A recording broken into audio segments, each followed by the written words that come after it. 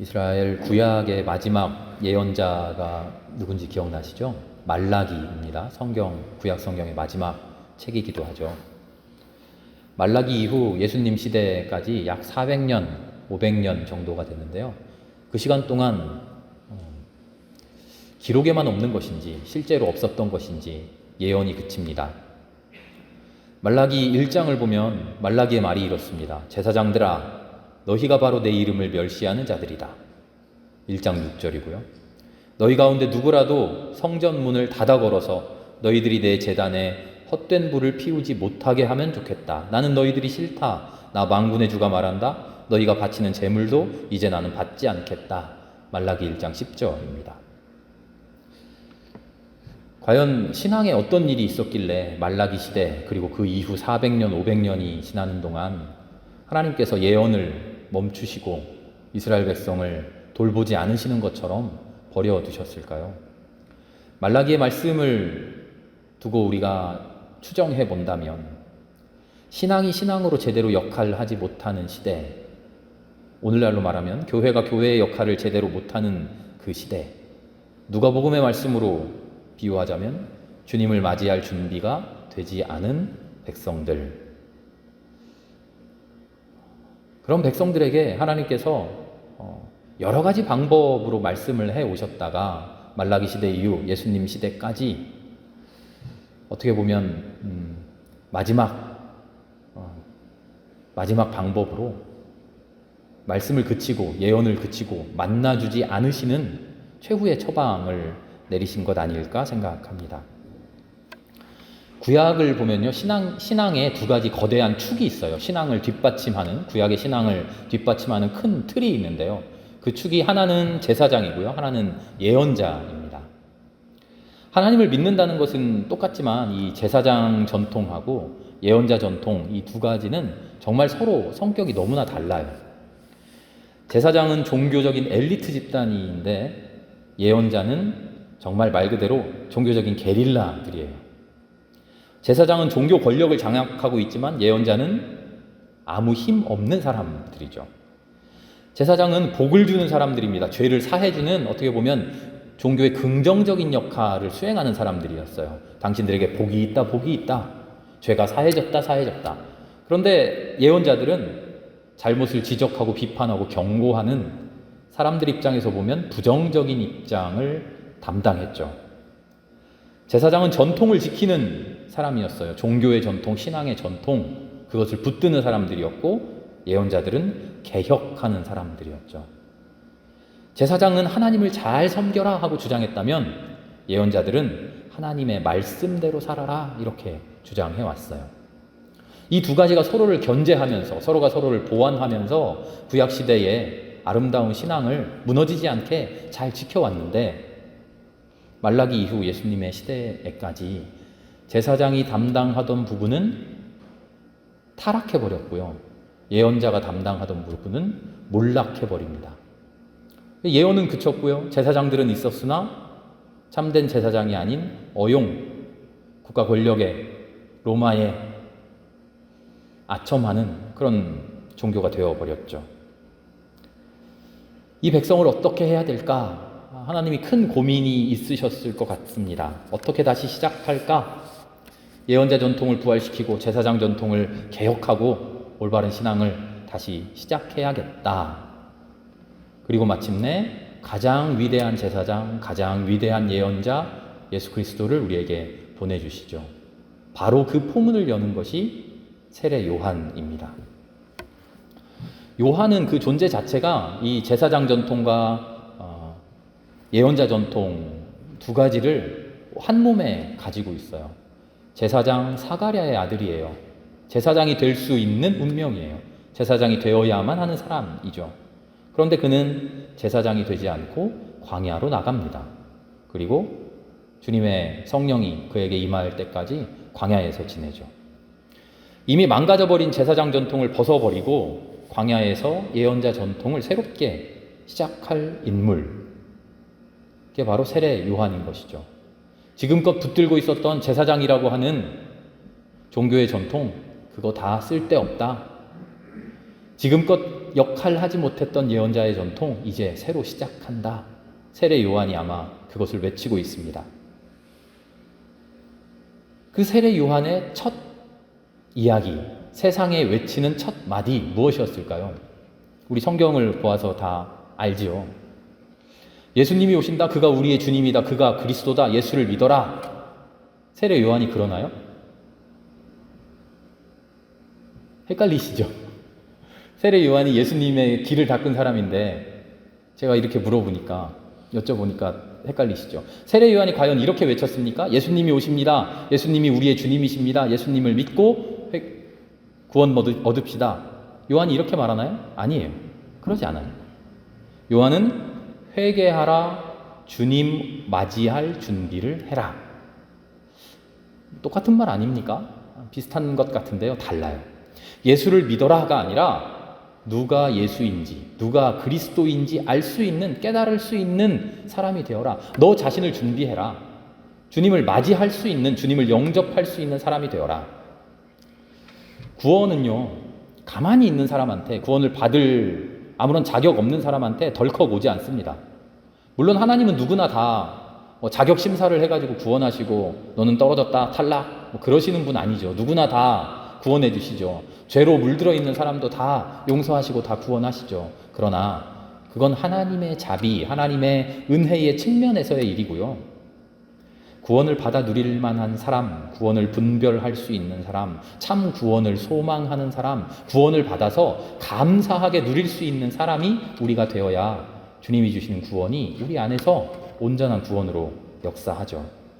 그런 간절한 신앙의 경지에 우리가 먼저 올라야, 그래야 끊어졌던 예언자의 예언도 우리가 귀를 열고 들을 수 있게 되고요. 그래야 몰락해버렸던 제사장의 그 전통도 우리가 아름답게 다시 복원할 수 있습니다. 세례 요한은 그 이야기를 하고 있는 것이죠. 그래서 그 메시지를 요약해서 요한은 회개와 세례를 주장합니다. 그리고 이런 깨달음을 가능하게 했던 것이 그의 광야 생활이죠. 우리가 지금 수요일 시간에 오늘 9번, 10번째 됐는데요. 광야에 대한 이야기를 계속하고 있어요. 광야는 일상생활을 벗어난 특별한 시간, 혹은 고난의 시간, 혹은 괴로움의 시간, 어려움의 시간, 그 광야를 뚫고, 혹은 그 광야를 참아내고, 혹은 그 광야를 잘 감내해내고 나면 우리의 신앙의 새로운 경지가 열립니다. 하나님 우리에게 광야를 허락하시는 것은 새로운 신앙의 경지, 새로운 신앙의 장을 살아가라는 하나님의 은혜입니다. 지금 그런 이야기를 하고 있는 중이에요. 요한은 광야에서 성령을 만날 때까지, 오늘 말씀을 보니까 아기는 자라서 심령이 굳세어졌다. 80절에요. 그는 이스라엘 백성 앞에 나타나는 날까지 광야에서 살았다. 성경을 이리저리 맞춰보면 세례 요한은 예수님 태어나시기 전 몇 달 전에 태어났고요. 예수님이 공생애를 시작하시기 직전에 이스라엘 백성들에게 나타났으니까 적어도 한 어린 시절부터 20년 넘게 광야에서 살았죠. 외로운 삶을, 고독한 삶을 광야에서 살았을 겁니다. 요한은 왜 이런 삶을 살았을까? 헬리나우엔이라는 신부가 있어요. 어떤 영성, 기도 이런 것으로 많이 유명하죠. 헬리나우엔 신부가 외로움과 고독에 대해서 이런 말을 했어요. 외로움은 사막입니다. 그러나 고독은 동산입니다. 외로움은 고독으로 들어가는 문입니다. 그 사막을 통과해야 더 깊은 아름다운 정원에 들어갑니다. 외로움을 통과하고 고독의 경지로 들어가면 더 깊은 묵상과 더 깊은 세계에, 더 깊은 기도의 세계로 들어갑니다. 더 깊이 하나님의 품에 안길 수 있습니다. 고독을 통해 하나님의 넓은 은혜의 품에 들어갑니다. 외로움은 극복해야 할 우리의 감정입니다만 고독은 우리가 추구해야 할 영성입니다. 광야에서 살아가는 것을 우리 겉모습으로 보면 외로운 시간, 다른 표현으로 하면 고독한 시간, 똑같은 표현인 것 같은데요. 굳이 표현을 달리 합니다. 외로움은 극복해야 할 감정인데 고독은 추구해야 할 영성이라고 말해요. 감정과 영성 똑같은 말 같은데요. 다릅니다. 감정은 인간적인 영역에서의 우리가 느끼는 바 마음의 상태고요. 영성이라고 하는 것은 하나님과 연결된 신적인 세계에서의 우리가 느끼는 바의 마음이죠. 외로움이라고 하는 인간적인 감정을 넘어서서 고독이라고 하는 신적인 감정으로 넘어가는 것, 그것이 광야에서 우리가 경험해야 할, 우리가 성장해야 할 신앙의 내용인 거죠. 외로움에 머물러 있으면요, 외로울 때 사람은 무언가를 계속 합니다. 혼자 있어서 외로운 사람은 TV라도 틀어서 보고요, 라디오라도 듣고요, 책이라도 읽고 뭐라도 합니다. 외로울 때는 무언가를 합니다. 그런데 고독을 제대로 누리는 사람은 고독 속에서 하던 것을 멈춥니다. 외로움과 고독의 차이를 굳이 설명하자면 그렇습니다. 외로움은 인간적인 감정입니다. 그러나 고독은 신적인 감정이죠. 외로움 속에서 우리는 끊임없이 무언가를 하려고 합니다. 그러나 고독 속에서 우리는 하던 일을 멈춥니다. 나의 것을 멈추는 일, 세례 요한이 광야에서 했던 작업, 그것이 바로 이 고독 속에 머무는 일이었어요. 고독 속에서의 멈춤. 지금까지 해왔던 모든 것을 멈추고 외로움을 이겨내기 위해서, 헛헛함을 이겨내기 위해서 하나님이 우리를 만나주지 않으니까, 하나님의 계시가 없으니까, 하나님의 예언이 없으니까 끊임없이 뭐라도 하려던 그 헛된 인간적인 행동 모든 것을 멈추고 외로워하지 말고 고독 속으로 들어가 아무것도 없는 곳에서 하나님을 기다리고 있는 것이죠. 내 것을 멈추면서 하나님이 나를 장악할 수 있도록 하나님께 나를 내맡기고 있는 것. 하나님이 나를 아직 주장하지 못했으니, 내가 하나님께 온전히 내어드리지 못했으니 하나님 나를 주장해 주십시오라고 소망하는 것. 그것이 광야에서 세례 요한이 계속 외쳤던 일이죠. 요한이 이렇게 말해요. 뭐라고 이야기하냐? 주님 오실 길을 예비하라. 주님 오실 길을 예비하라. 이 이야기는요, 주님 오실 길을 예비하라고 하는 것은 예수님이 오시기 전에 요한이 시간적으로 먼저 나타나서 사람들에게 주님 오십니다, 주님 오십니다, 준비하세요, 준비하세요, 그렇게 얘기했다는 얘기가 아니에요. 주님이 오실 길을 예비하십시오. 어디에요? 우리의 영 안에요. 우리의 마음 안에. 어떻게 준비합니까? 외로움에, 하나님을 만나고 싶은 마음에 헛되이 인간적으로 끊임없이 해대던 무언가를 다 멈추고 비워내고 주님 오실 곳을 준비하라는 거예요.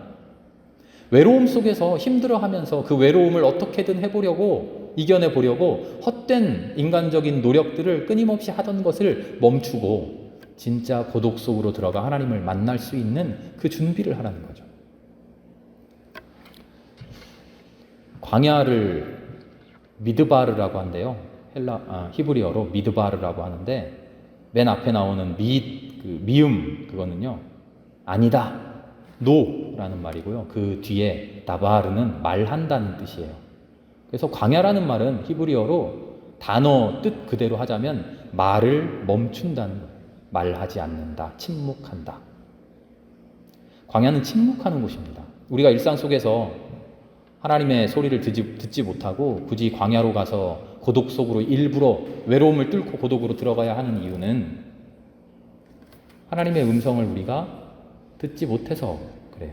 침묵하지 못해서. 하나님이 우리 일상에 안 계시고 특별한 저 광야 속에만 계셔서가 아니라 우리가 일상 속에서 하나님의 음성을 듣지 못하기 때문에 억지로 그 음성을, 쓸모없는 소리를 멈추는 거죠. 쓸데없는 소음에 우리가 귀를 기울이기 때문에 소음 없는 곳으로 굳이 나가는 거예요. 외로움 속에서 쓸데없는 일들을 계속 해내기 때문에, 하면서 쓸데없는 일들을 계속 해나가기 때문에 그 일들을 일부러 멈추는 거예요. 쓸데없는 소리에 현혹되기 때문에 그 소리를 멈추고 광야 속으로 들어가는 거죠. 소음이, 쓸데없는 행동들이 하나님의 음성보다, 하나님의 행위보다 더 힘이 세서가 아니라 우리가 그런 것들에 더 마음이 잘 끌려서 그렇죠. 그래서 그것을 억지로 일부러 우리의 삶에서 멀리 밀어 놓는 겁니다. 그리고 가만히 있는 거죠. 시편의 시인이 이렇게 말하잖아요. 46편에서 너희는 가만히 있어서 내가 하나님 됨을 알지어다. 너희는 가만히 있어라. 가만히 있으면 내가 하나님 됨을 너희에게 일러주겠다. 하나님을 느끼는 일은요, 우리가 하던 것을 멈추는 거예요. 내가 하려고 하는 것을 멈추고, 내 의지대로 하려는 것을 멈추고, 내 계획을 멈추고, 내 시도를 멈추고, 하나님께 끊임없이 요구하던 그런 기도를 멈추고, 하나님이 하시려는 것을 듣기 시작할 때, 하나님이 하시려는 것을 바라보기 시작할 때, 하나님이 하신 일에 순종하기 시작할 때, 아, 하나님이 이런 분이구나, 그때 알게 되는 거죠. 요한이 회개해라 라고 이야기하는데 바로 이 회개가 침묵이라고 생각합니다. 회개는 지은 죄를 고백하는 거잖아요. 내가 잘못했습니다. 다시는 그런 죄 속으로 돌아가지 않겠습니다 하는 건데요.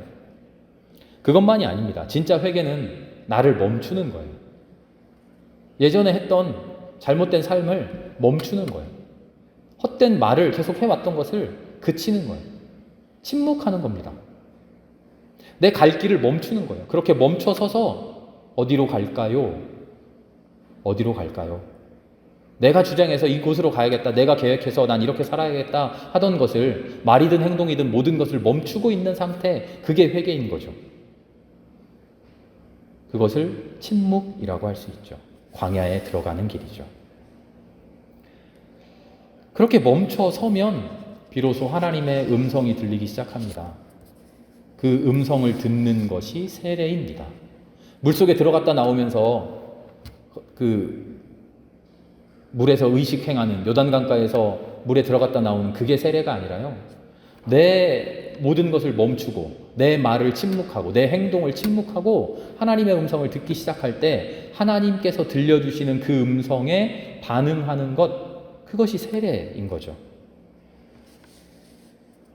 진짜 세례, 예수님께서 받으시던 그 세례, 예수님이 세례받고 올라오실 때 어떤 일이 일어났다고 복음서에서 전합니까? 하늘이 열리고 하늘에서 음성이 들립니다. 너는 내 사랑하는 아들이다. 나는 너를 사랑한다. 나는 너를 좋아한다. 바로 이 음성을 듣는 것이 세례죠. 내가 비로소 하나님의 아들이 됐구나. 내가 비로소 하나님의 딸이 되었구나. 나에게 하나님의 음성이 들리는구나. 하나님이 나에게 말씀해 주시는구나.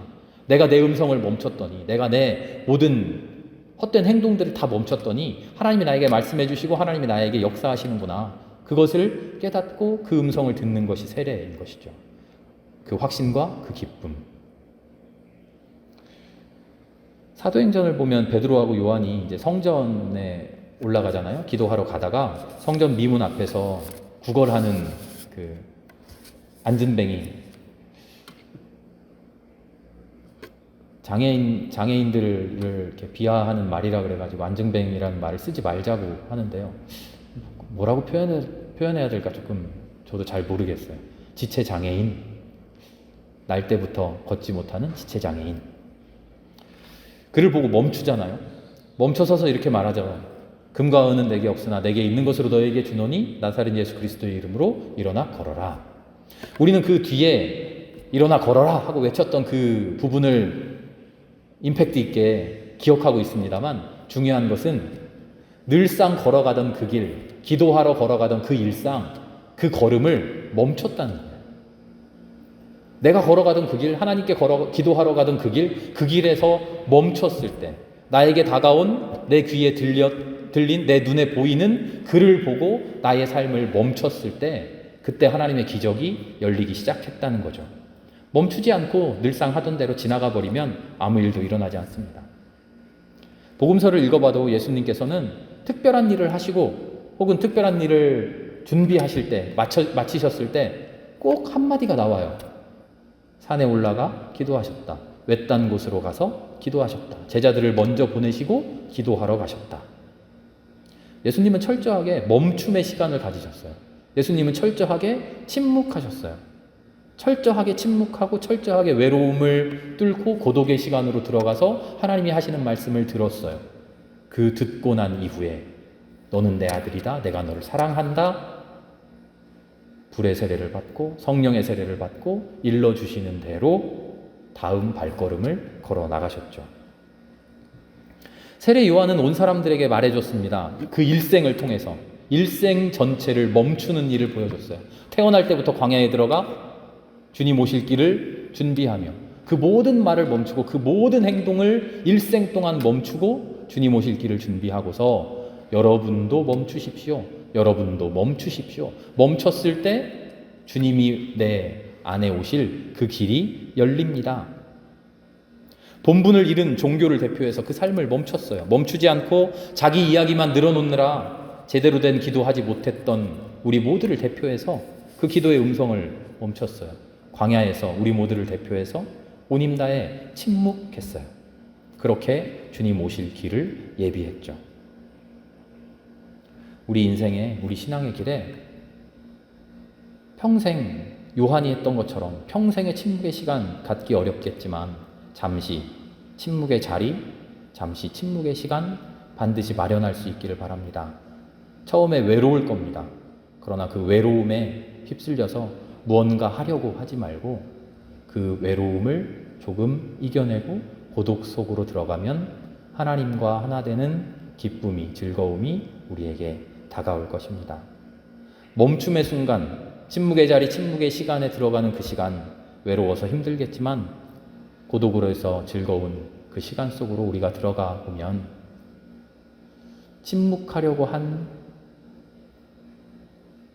침묵하기를 시작한 순간 주님께서 오실 길이 열리고 그 길을 통해 주님 나에게 오시고 그 조용한 시간에 나를 만나 주시고 내가 회개하게 되고 내가 세례받게 되고 내가 새 사람이 되어서 주님 기뻐하시는 그 길을 한 걸음 한 걸음 걸어갈 수 있는 새 시대가, 새 생명의 날들이 우리에게 열리는 것을 경험하게 될 것입니다. 침묵할 수 있는 우리가 되기를 기도합니다. 함께 기도하겠습니다.